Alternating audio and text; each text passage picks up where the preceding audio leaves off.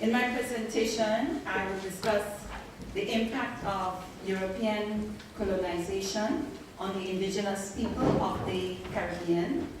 I will focus on the Garifuna people. And the Garifuna are a hybrid formed between African slaves who escaped slavery and the indigenous Kalinago people of the English-speaking of the Caribbean islands. I want to say I am a member of I am a Garifuna woman, I am a Garifuna descendant, and so what I am going to discuss is very personal to me as well, because this is part of my heritage, this is part of my ancestry. At the time of the first European contact with the Kalinago indigenous people in the 17th century, the indigenous population occupied all the islands of the Antilles, from Grenada and Tobago to St. Vincent, St. Lucia, Dominica, Martinique, and Guadeloupe, up to Antigua and St. Kitts. The indigenous people migrated from South America early in the 15th century, and they were the Kalinago people and the Arawak, Lakono Arawak people. They occupied the island of St. Vincent, which among other islands of the Caribbean, which they called Yurume. This island is approximately 155 square miles. The Africans who were escaping slavery swam to the island of St. Vincent, and they became together, they intermarried with the native indigenous Kalinago people and formed a hybrid people called the Garifuna. The language spoken was based on the Arawak language and the Kalinago language, but the people had black skin, which was distinct from the island Carib. Persons the indigenous island Carib, had different physical features in that they had straight hair and their skin was fair. So you had a different, distinct group formed on St. Vincent called the Black Carib, or the present day known as the Garifuna. These two groups occupied the island of St. Vincent. In 1659, after 5 years of war between the British and the French against the island Caribs of the Lesser Antilles, the British and the French agreed to restrict the Caribs' territory to Dominica and St. Vincent. These are small islands located in the Eastern Caribbean. Following this, a treaty was concluded between the Carib captains and the English and the French in 1660. The treaty legitimized French and English presence on the islands, but recognized the indigenous people's right to the islands of Dominica and St. Vincent. These islands were declared neutral. During times of peace, the Caribs, the Kalinago people, allowed the French, including some French missionaries, to live amongst them. However, the French were not trusted, and the French missionaries were not always trusted. And so if there was a problem, the Kalinago people would burn the settlements and murder the missionaries. Shortly after they settled, the Kalinago population in St. Vincent and in Dominica were joined by other Kalinago indigenous people who were retreating from European colonizers' attacks on the neighboring islands. More escaped African slaves came from other islands, particularly Barbados, because the island of Barbados is very near to St. Vincent and Dominica. It is said that the origin of the first African slaves on St. Vincent was a Spanish ship filled with slaves from Africa, destined to Barbados, and the slave ship was shipwrecked off the coast of St. Vincent. The slaves escaped into the water and swam ashore to be welcomed by the indigenous people. As these slaves settled amongst the Caribs, they adopted the language, customs, and lifestyle of the indigenous people and established their own communities with their own chiefs. By 1700, the Jesuit missionary, French missionary Jean-Baptiste Labat wrote that St. Vincent was occupied by a great number of fugitive Negroes, and these Negroes would encourage the runaways, slaves from Barbados to escape from the plantations in Barbados. The governor of Martinique in 1700 was requested to intercede between the island Kalinago and the Black Caribs, because the relationship between the two groups was not always harmonious. As a result, the governor of Martinique drew a line in the island between the two populations called the Barre de Ile, which divided the island into two. The Black Caribs were given the windward coast, and the yellow Kalinago remained on the leeward coast of St. Vincent.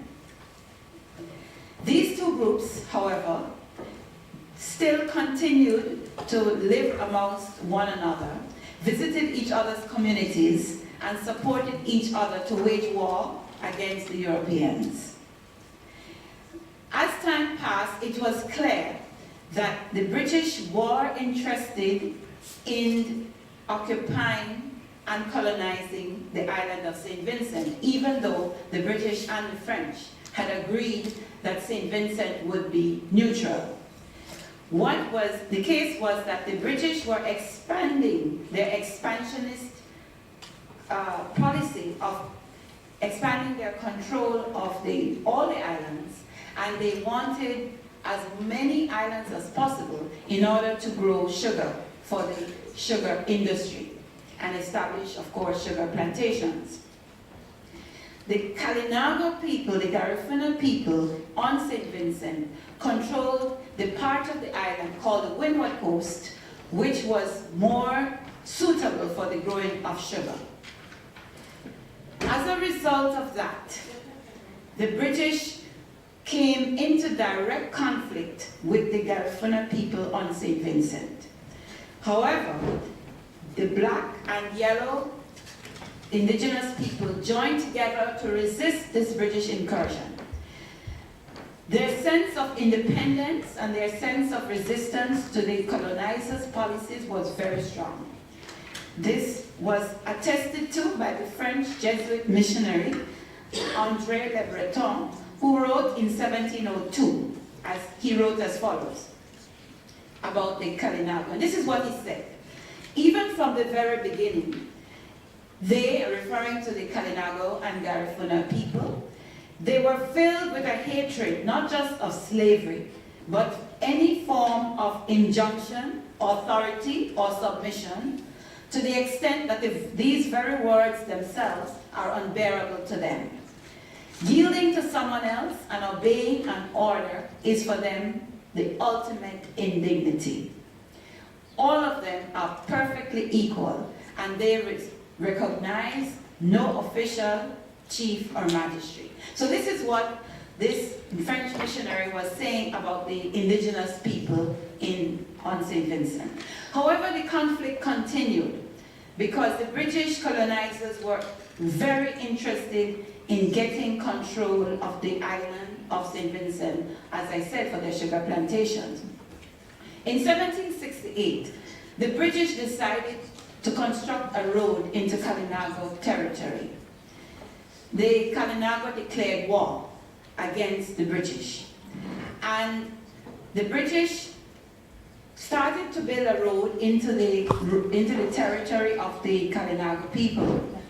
And they met with the chief, Chatoyer, who was the chief of the Kalinago people, and informed the Kalinago chief that the Kalinago indigenous people should move off the land, and then the land that the Kalinago people were living on would be given over to the sugar plantation. Of course, the Kalinago people refused, and the chief in that statement said, Chief Chatoyer told the British governor, he said, "What king was this of Great Britain? I will listen to the governor of Martinique and no other." In other words, the Black Caribs were determined not to give up any portion of their lands, stating that the lands were given to them from their ancestors and they would die in defense of this land. As a result, there was war between the Kalinago indigenous people and the British. And the first war went from 1772 to 1773. More conflict followed, and there was, in 1794, a second war. This second war was launched as a direct influence of the French Revolution, which had occurred sometime before 1794.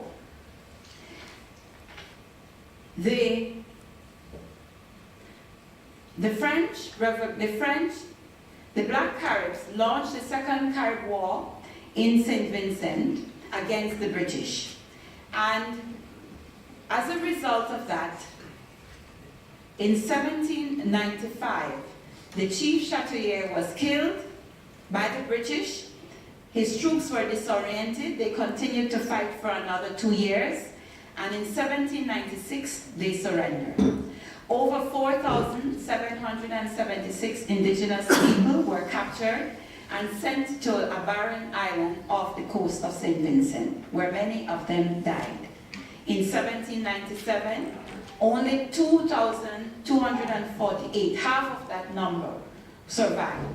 And they were shipped to Central America, where from there they formed communities along the coast of Central America. They formed communities on the countries which is present-day Guatemala, Honduras, Belize, and Nicaragua. And from there they established large communities of persons of Garifuna indigenous people who still practice their culture and lifestyle today, and number to up to 500,000 people in Central America and the United States and other parts of the world. They practice their culture, and as I said, this is my ancestry. I am from Belize, and my ancestors came from that group of persons who were shipped by the British to the island to the coast of Central America. Today, the people in St. Vincent and the other Garifuna persons are calling for reparation for that expulsion from their homeland. We are calling for reparation from the colonial powers. We are calling for more education. We are calling for the righting of that historic wrong, whereby the colonial power, particularly the United Kingdom, because they wanted our lands for sugar, fought against us, shipped our people over to the coast of Central America, and in a way, today in St. Vincent, the language, the culture is no longer practiced, and the Garifuna culture on the island of St. Vincent has basically died, and they're trying to retrieve it and struggling now to make the homeland a place where the culture is recognized and practiced. Thank you.